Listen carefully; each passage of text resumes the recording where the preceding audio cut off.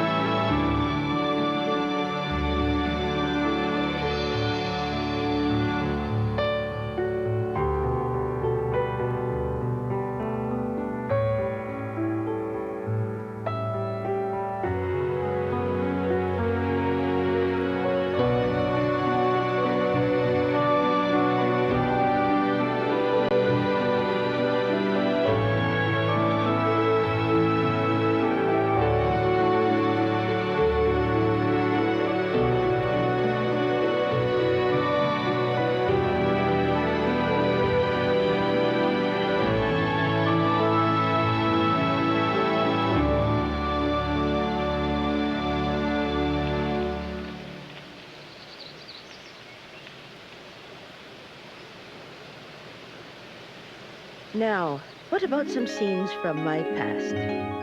I was a very ugly duckling indeed, my dears.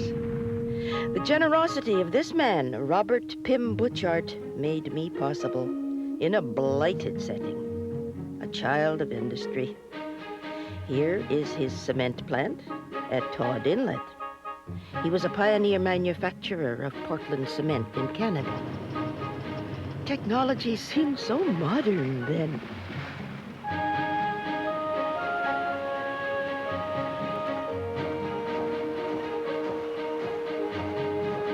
And this is his wife, Jenny, whose remarkable imagination conceived me. My beginnings were modest. Some sweet peas and a single rose from a friend, planted in the farm fields around their home, mere steps from the quarry. Some say it all began because an acquaintance of little faith bet that you can't get anything to grow in there, Jenny. Well, where rock was too heavy to remove, it was piled. A mound of limestone created a high point from which to view this extraordinary early reclamation project. Tons of topsoil were brought by horse and cart from a nearby farm. And here Mrs. Butchart set to work. She even hung over the grim quarry walls in a bosun's chair, tucking ivy into any crevice in the barren rock. In my 20s, I became a movie star. My renown spread. First friends came to visit, then friends of friends, and all were welcomed. Until numbers made it impossible, everyone was served a cup of tea. 18,000 cups in 1915 alone.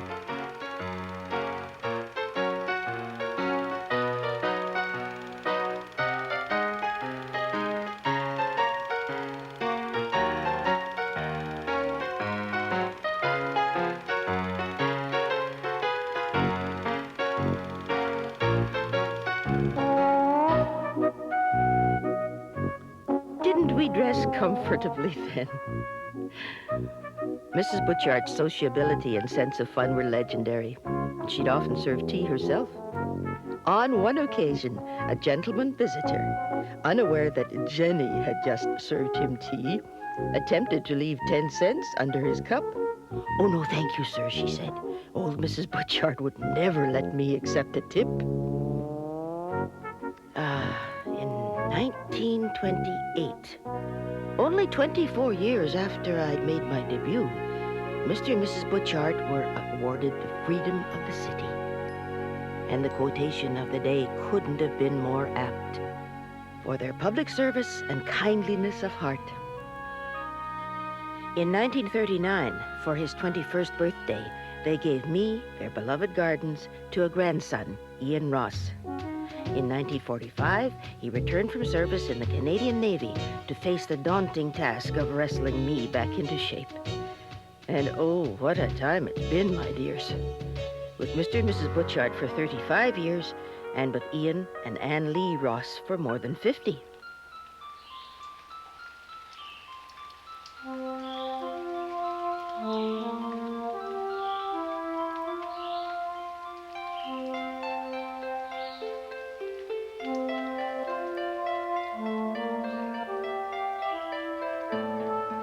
Oh, the lovely freshness of spring.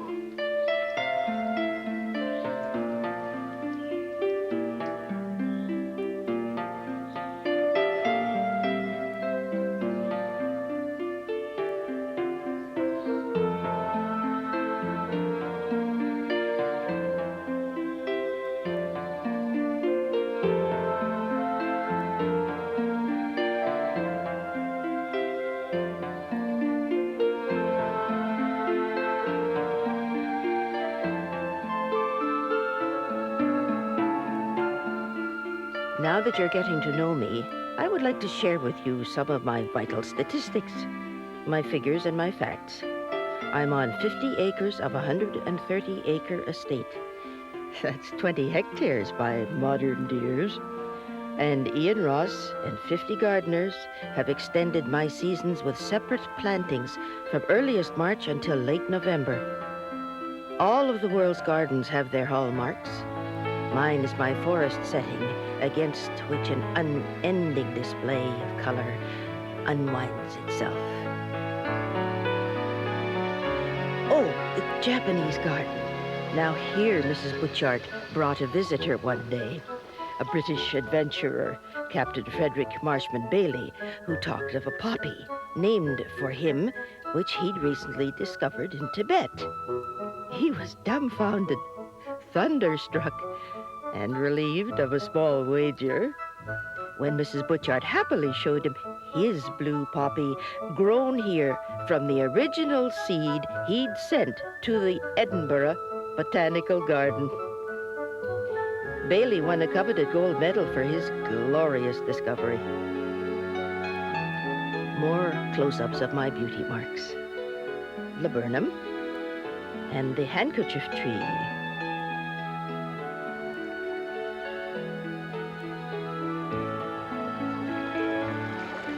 Collecting statuary is another family tradition. The arbutus, largest member of the heather family, and Cornus cusa, a relative of British Columbia's dogwood. The dolphin fountain, purchased in Italy by Mr. and Mrs. Ross.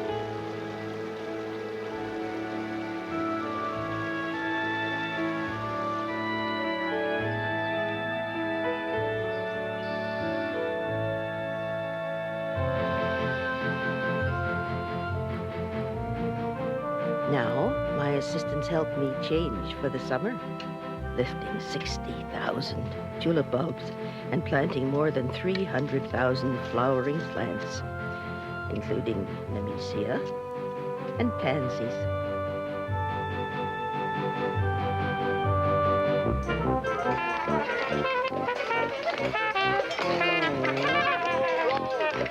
Roll out the barrel.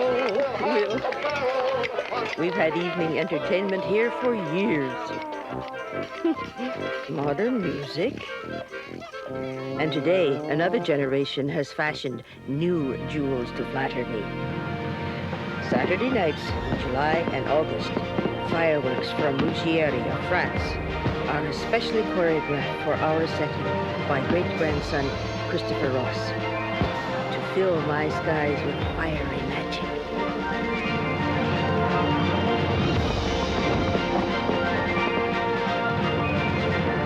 Aren't they marvelous, my dears?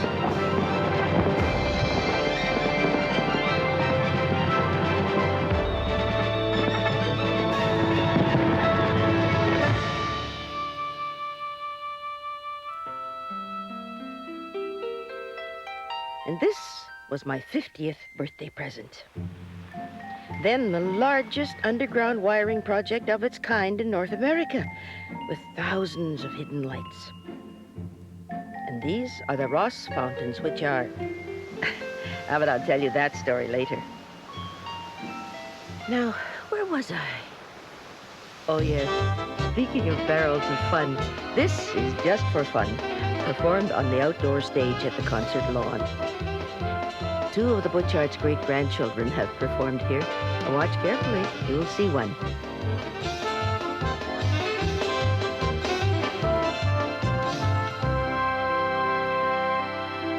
After the glitter of the night, I'm sure you'll understand that it takes more than a little effort to get me ready for the morning.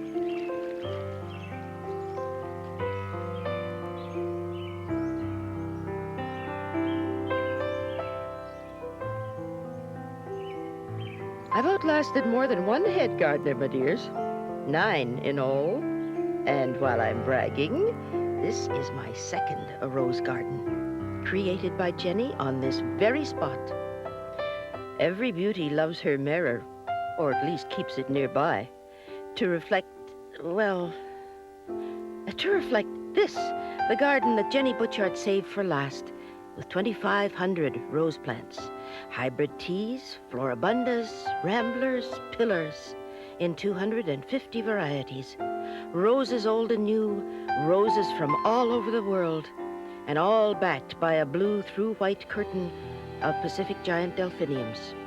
I love the names: Butterscotch, Ernest H. Morse, Iceberg, more delphiniums, American Pillar, Queen Elizabeth, Apricot Nectar, Nicole, an ivy-leaf geranium, and Can-Can. And, of course, the Jenny Butchart rose. Wishes take many forms, and I suppose I've been godmother to more than a few. Now this is Taka, the Butchart boar. Friends come to rub his nose and wish for luck.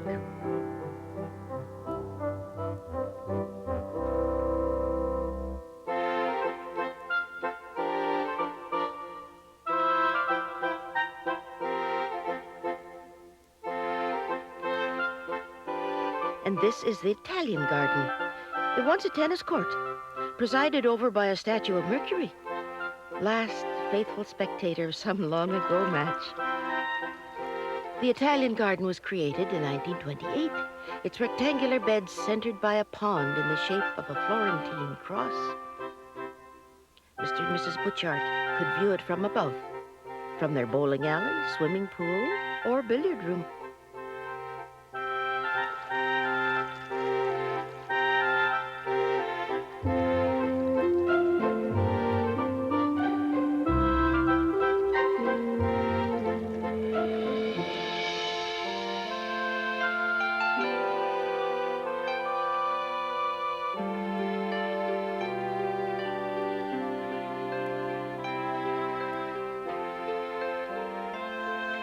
This special bower, which originally held Mr. Butchart's prized pigeons, now shows collections of fuchsias or begonias.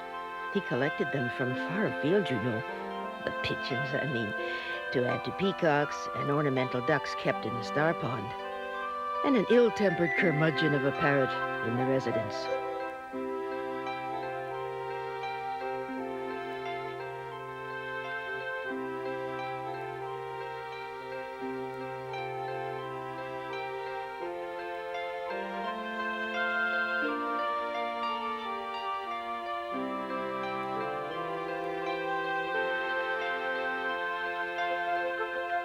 love the way I'm always kept so colorful.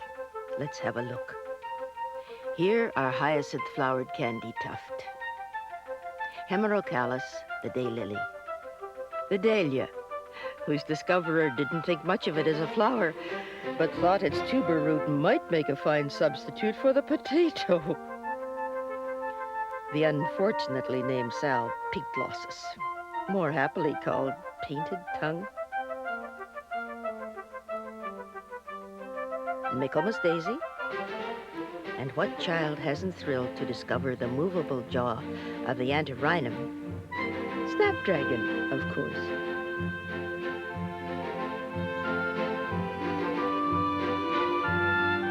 Star pond.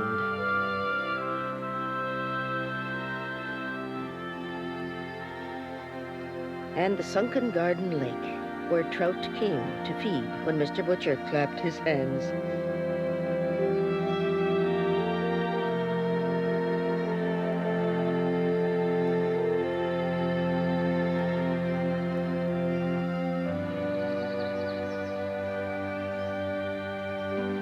A garden is not a static creation. Mrs. Butchart certainly understood that. Her daughter noted in her diary that Mother had just returned from a 6-month world cruise, and the first day back spent 12 whole hours working in the garden. No, it's a living, breathing work of art. Some critics say it is the most difficult medium for an artist. Created to mirror a society and an era, the challenge is to maintain the essence as it evolves, with old material uncompromisingly removed to make room for better. And wherever Jenny Butchart is, she'd recognize me. I'm changed. She'd approve of that. Yet I'm still the same garden she created. Some of us get diamonds. But for my 60th anniversary, I got the Ross fountains. This fountain took shape in the imagination of Ian Ross, who designed and built it of ordinary hardware with the help of a local plumber. Behind a high fence, in an old quarry, at the bottom of the sunken garden. They just kind of made it up as they went along, this masterpiece.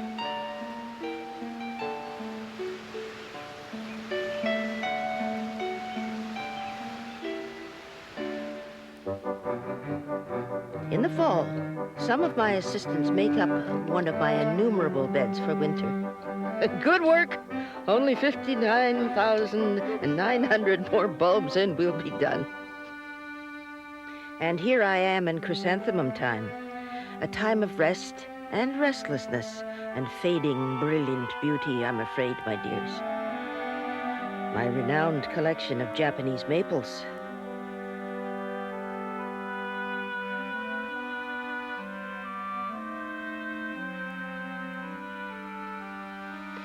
Even my vital water supply is harmonized into the landscape. And so, back to the Japanese garden, where Jenny Butchart of Toronto and Isaboru Kishida of Japan in 1905 set to work planting this slope of land between the residence and the Pacific Ocean.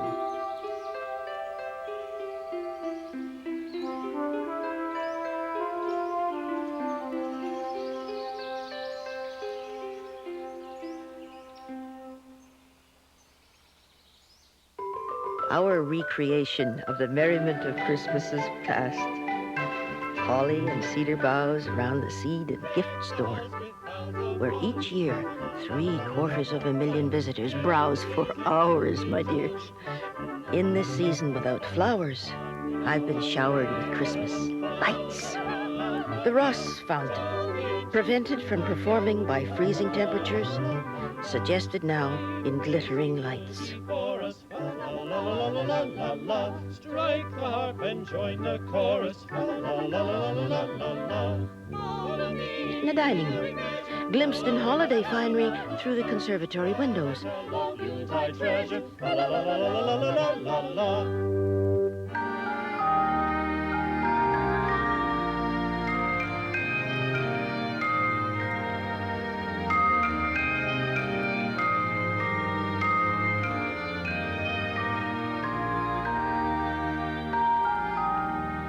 a remembrance of Captain Bailey's long ago visit.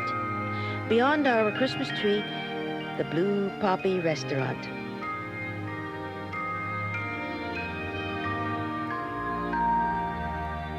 But it doesn't end at Christmas. It doesn't ever really end, as you can see with some before and afters.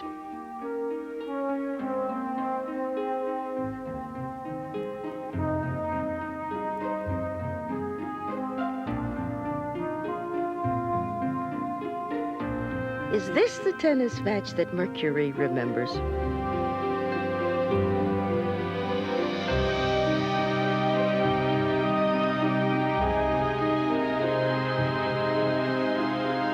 Here is where Jenny Butchart's extraordinary horticultural adventures began, where she began to scratch out the beginnings of a garden in the forest on the west coast of Canada.